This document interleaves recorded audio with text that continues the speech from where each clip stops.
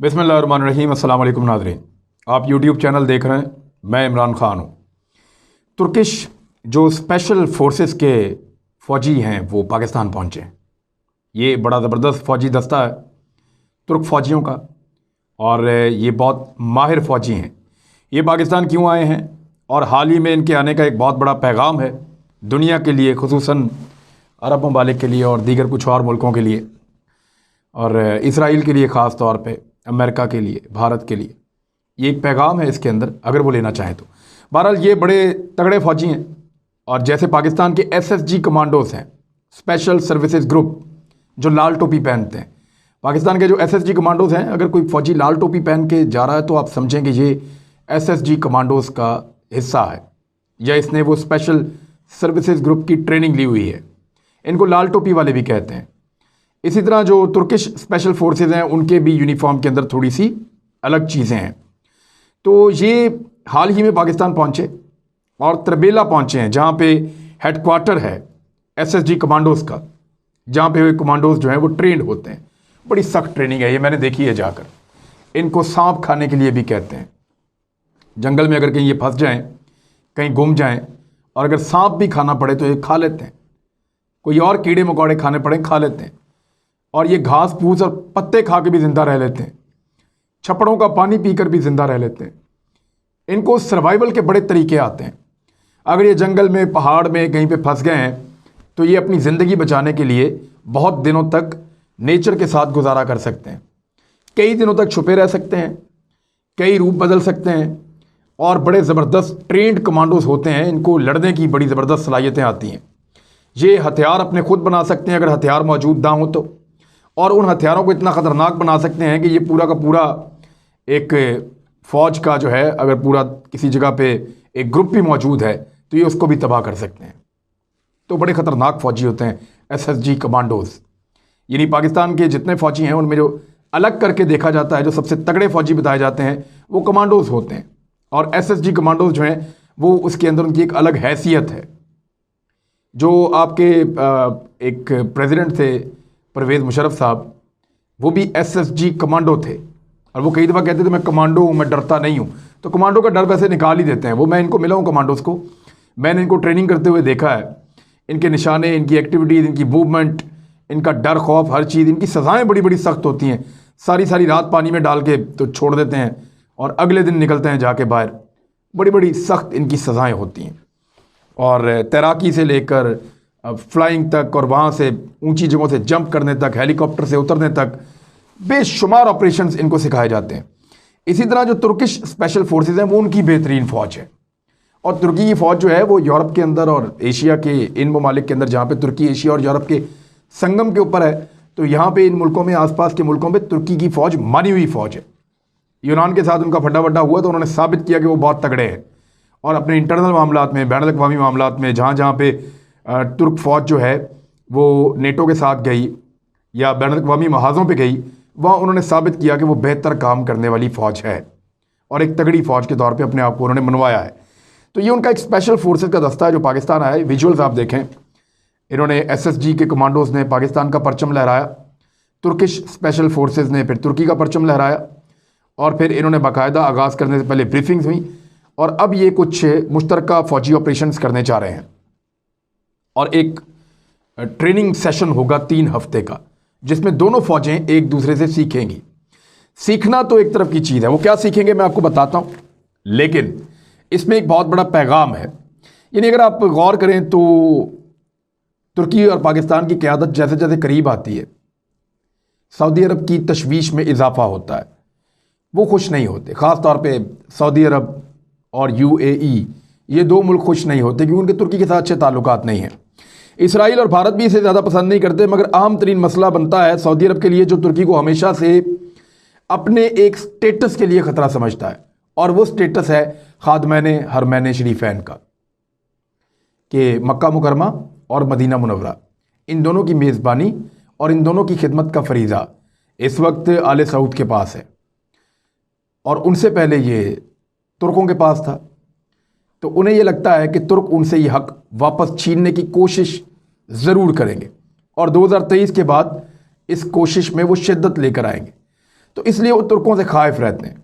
वो नहीं चाहते कि उनके ज़्यादा हमायती बने और ज़्यादा बड़ी ताकत तुर्क बन के सामने आए। अब ये मनाज़र साथ साथ आप देख रहे हैं जहाँ पे आगाज़ हो चुका है और वो पाकिस्तान पहुँच गए हैं। 3 हफ्ते तक पाकिस्तान में रहेंगे और यहाँ पे करेंगे क्या। देखिए, इन्होंने जो चीज़ें सीखनी है, क्योंकि दोनों फ़ौजों का बेहतरीन हिस्सा इस वक्त एक दूसरे के करीब आ चुका है। दोनों एक दूसरे को कुछ चीज़ें सिखाएंगे और जो एक दूसरे से सीखेंगे फिर उसको अपनी फ़ौज के अंदर शिफ्ट करेंगे। तो इस तरह दोनों फ़ौजों का बहुत फ़ायदा होने जा रहा है। पाकिस्तान की फ़ौज क्योंकि बहुत मशहूर है दहशतगर्दी से लड़ने में, पूरी दुनिया में पाकिस्तान की फ़ौज इस बात पे मशहूर है और मकबूल है और दुनिया ने इस बात की तारीफ़ की है और इस बात को माना है, तस्लीम किया है कि पाकिस्तान से बेहतर दहशतगर्दी के साथ या गुरीला वॉर के ख़िलाफ़ कोई नहीं लड़ता। तो उसके लिए जो पहला हिस्सा है इस ट्रेनिंग का, उसके अंदर जो है वो दहशतगर्दी से निपटने में जो मुश्तरका मशक़ें हैं वो की जाएंगी। उसके बाद दू बदू लड़ाइयों का जो तजर्बा है वो पाकिस्तान और तुर्की शेयर करेंगे। सर्च ऑपरेशंस के ऊपर बाकायदा ट्रेनिंग्स हैं।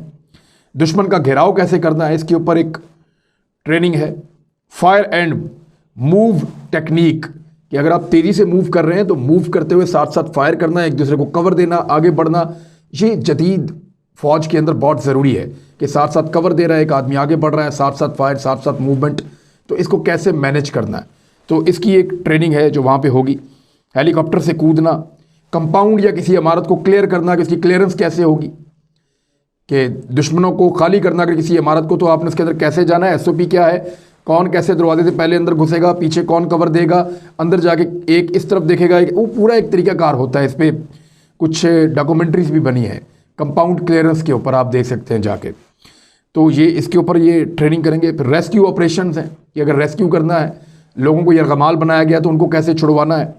और फिर फ्री फॉल ऑपरेशंस हैं और बहुत सारी ऐसी चीज़ें हैं साथ जो पाकिस्तान तुर्की को सिखाएगा और तुर्की के फ़ौजी जो हैं वो अपना तजर्बा पाकिस्तान के साथ शेयर करेंगे। अब ये सारी वो टेक्निक्स हैं जो जदीद हथियारों की मौजूदगी में किसी भी फ़ौज को बाकी सारी फ़ौजों के ऊपर बरतरी दिला देती हैं और किसी भी फ़ौजी दस्ते को नाकाबिले तस्खीर बना देती हैं। तो इनके ऊपर अब काम करने जा रहे हैं पाकिस्तान और तुर्की। तो लाजमी बात है कि जो मुल्क इस अलाइंस को पसंद नहीं करते वो खुश नहीं होंगे। जैसा कि अमेरिका तुर्की को पसंद नहीं करता, उसने हाल ही में पाबंदियां लगाई हैं तुर्की के ऊपर, लेकिन पाकिस्तान के तुर्की के साथ बेहतर ताल्लुकात, अमेरिका इससे खुश नहीं होगा, यूनान इससे खुश नहीं होगा जिसके साथ तुर्की का फटा रहता है। यानी जो साइप्रस का इलाका है वहाँ पे आधे पे तुर्की का कब्ज़ा है, आधे पे यूनान का कब्ज़ा है, कुछ एरिया पे बरतानिया भी बैठा हुआ है, लेकिन वहाँ पे तुर्की का गलबा है और तुर्की यूनान को कई दफ़ा वहाँ पे शिकस्त दे चुका है छोटे छोटे महाजों के ऊपर। तो यूनान कभी खुश नहीं होगा जब पाकिस्तान तुर्की के साथ खड़ा होगा।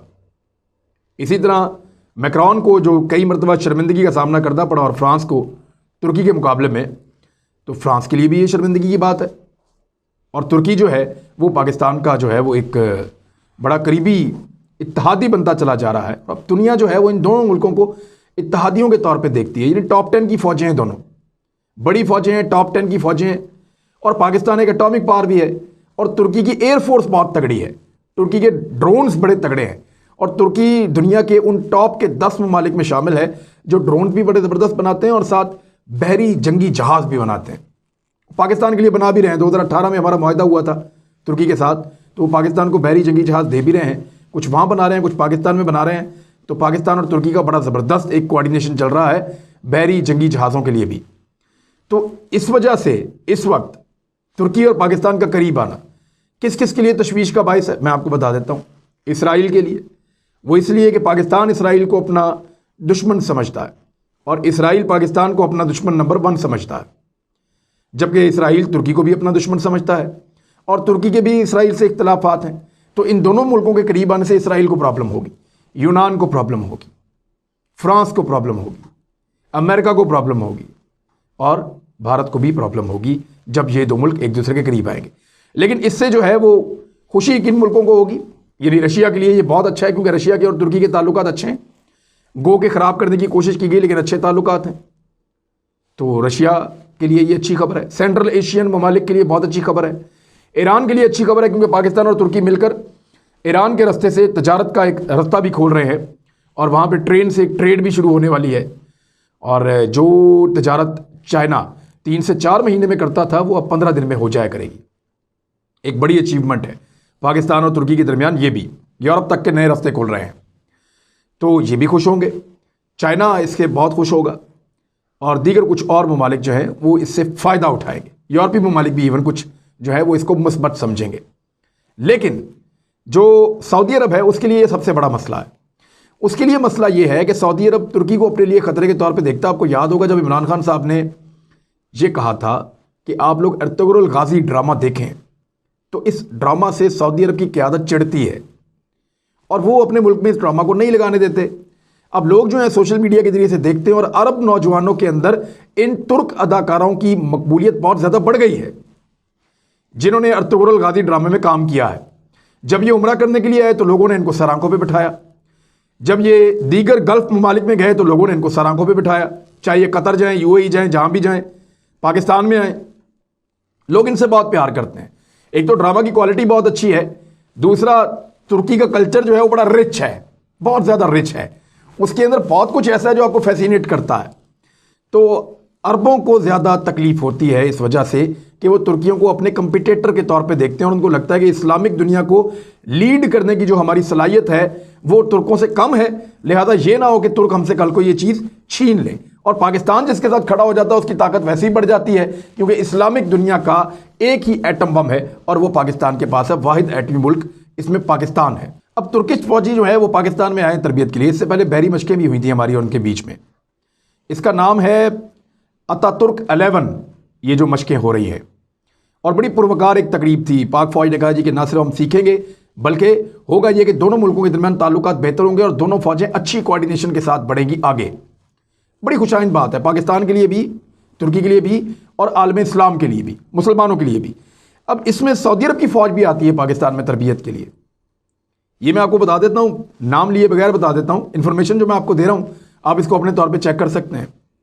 जो अरब फौजी आते हैं पाकिस्तान में ट्रेनिंग करने के लिए, जो ट्रेनर्स हैं, जब मैंने उनसे बात की कि उनके कमांडोज जब आते हैं तो वो ट्रेनिंग करते हैं तो कैसा रहा, तो उन्होंने कहा जी हमारा जो नॉर्मल फौजी है पाकिस्तान का, वो जो अरब के कमांडोज आते हैं वो उनसे बेहतर ट्रेंड है। मैंने कहा जी उनके कमांडोज तो बड़े शानदार, कमांडो तो सबसे बेहतर आदमी होता है अपनी फौज का। तो उन्होंने कहा जी हमारे नॉर्मल फौजी उनको बीट कर देते हैं, उनको शिकस्त दे देते हैं किसी भी मुकाबले में। मैंने उनसे वजह पूछी तो मुझे ये वजह पहले एक जनरल साहब ने भी बताई थी और मुझे वहाँ भी पता चली कि उनके फौजी लड़ने के लिए तैयारी नहीं कर रहे। जो अरब फौजी हैं वो लड़ने के लिए तैयारी नहीं कर रहे, ना वो लड़ने पे आमादा, उनकी दिलचस्पी दीगर चीज़ों में ज़्यादा है, लड़ाई के अंदर कम है। हालांकि ये वो अरब हैं जिन्होंने दुनिया की 2 सुपर पावरों को एक वक्त में शिकस्त दी थी, वही अरब हैं। ज़्यादा वक्त नहीं गुजरा, चंद सदियों पहले की बात है, लगभग कोई 1300-1400 साल पहले की बात है, जब इन्होंने रूमी सल्तनत को शिकस्त दी थी जो उस वक्त की सुपर पावर थी, जब इन्होंने पर्शियन सल्तनत को शिकस्त दी थी जो उस वक्त की सुपर पावर थी। तो 2 बहुत बड़ी कुव्वतों को शिकस्त दे दी थी मुसलमानों ने, इन अरबों ने। लेकिन अब वो अरब लड़ने पे आमादा नहीं है। नबी अकरम सल्लल्लाहु अलैहि वसल्लम की हदीस को तो सच होना और मामला उसी तरफ जा रहा है। अब वो अरब ये कहते हैं, जो उनको ये लगता है और वो कहते भी हैं कि जब हमारे पे लड़ाई का वक्त आएगा तो पाकिस्तान हमारे लिए लड़ेगा आकर, और दीगर कुछ मुल्कों से उन्होंने उम्मीद लगाई है कि वो उनके लिए आकर लड़ेंगे, तो हमें लड़ाई की ट्रेनिंग करने की ज़रूरत नहीं है। जहाज छोड़ दिया, लड़ना छोड़ दिया, उसकी तरबियत छोड़ दी। हालांकि इस्लाम में ये हुक्म है कि अपना घोड़ा हमें तैयार रखना होगा, लड़ाई के लिए हमें तैयार रहना होगा। लेकिन फिर भी अरबों ने अपने आप को इससे दूर कर दिया। अरब किसी और चक्कर में पड़ गए हैं और अमरीकी दबाव की वजह से ये तो ज़रूर हो रहा है कि जो अब अमरीकी दबाव आया है मोहम्मद बिन सलमान के ऊपर, वो हथियार नहीं दे रहे, अपनी पॉलिसी को शिफ्ट कर रहे हैं। यमन जंग से उन्होंने लाताल्लुकी का इजहार कर दिया है, बल्कि वो ये कह रहे हैं कि इस जंग को हम ख़त्म करेंगे। सऊदी अरब के खिलाफ उन्होंने पॉलिसीज़ बना ली हैं, यूएई के खिलाफ उन्होंने पॉलिसीज़ बना ली हैं। हालांकि अमेरिका के कहने पर वो इसराइल की गोद में जाके बैठ गए थे, लेकिन इसके बावजूद उन्होंने अपनी पॉलिसीज़ बना ली हैं अमेरिका ने इन मुल्कों के खिलाफ, अरब मुल्कों के खिलाफ, और हथियार भी देने से इनकार कर दिया है। मोहम्मद बिन सलमान का मुकदमा भी खुल रहा है अमेरिका में। वो कह रहे हैं जी हम इसको जो है वो पब्लिक कर देंगे, रिपोर्ट को, जो MBS के खिलाफ बनी है खुफिया रिपोर्ट, जिसको छुपाया गया, अभी तक क्लासीफाई किया गया था। तो इस सूरत हाल में अरबों का ऑटोमेटिकली झुकाव पाकिस्तान की तरफ बढ़ गया अपने तहफ़्फ़ुज़ के लिए और अपनी हिफाजत के लिए।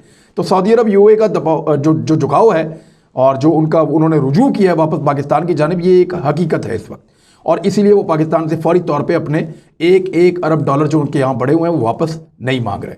लेकिन साथ ही साथ ये दूसरा दबाव भी उनके ऊपर है कि पाकिस्तान के तुर्की के साथ ताल्लुकात बहुत अच्छे बढ़ गए हैं। मेरे ख्याल में आने वाले वक्त में अरब इस नज़ाकत को समझेंगे और वो भी तुर्की के साथ अच्छे ताल्लुकात बनाएंगे, क्योंकि जब जब मुसलमानों के ताल्लुकात यहूद व नसारा से ख़राब होते हैं तो उनके आपस में ताल्लुकात अच्छे हो जाते हैं। तो अगर तमाम मुसलमान ये समझ लें कि यहूद व नसारा कभी भी हमारे दोस्त नहीं हो सकते, हम ताल्लुकात बना सकते हैं, कारोबार कर सकते हैं, उनके साथ लेन देन कर सकते हैं, उनके साथ सब कुछ कर सकते हैं, लेकिन हम भाई भाई आपस में ही होंगे, हमारे ताल्लुकात आपस में ही होंगे, इसार और कुर्बानी हम आपस में एक दूसरे के लिए देंगे, कोई और नहीं आकर देगा, तो तब हमारे अपने ताल्लुकात अच्छे हो जाएंगे। तो इकबाल ने कहा था ना कि एक हो मुस्लिम हरम की पासबानी के लिए, नील के साहिल से लेकर ताबखा के काशगर। इतना ही मेरे ख्याल में काफ़ी है। एक और वीडियो करूंगा, आपको ये बताऊंगा कि जो पाकिस्तानियों की सऊदी अरब के साथ जज्बाती वाबस्तगी है, क्या वो लंबे अरसे तक कायम रह सकती है। देखें, जो सऊदी अरब के साथ या हिजाज़ मुक़द्दस के साथ जज्बाती वाबस्तगी है वो तो हमेशा रहेगी, क़यामत तक रहेगी, लेकिन सऊदी हुक्मरानों के साथ हमारी जो एक अकीदत है वो बरकरार रह सकती है। उस पर एक वीलॉग करने वाला हूँ, सबूत के साथ, हक़ाइक़ के साथ। अपना ख्याल रखिएगा, अपने इस चैनल का भी। अल्लाह हाफ़िज़।